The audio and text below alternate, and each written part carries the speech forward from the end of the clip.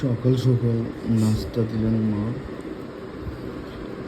এটাকে বলে ছাপড়ি, মা বানিয়েছেন।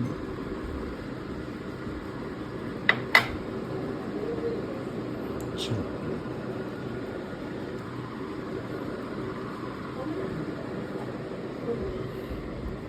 আর ডিম ভাজা।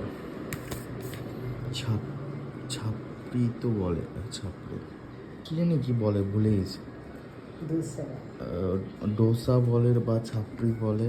যে 300 ফিট না 60 ফিটে নীলা মার্কেটে হাঁসের মাংস দিয়ে খায়, ওটা হলুদ রং হয়, একটু হলুদ দিলেই হয়ে যেত।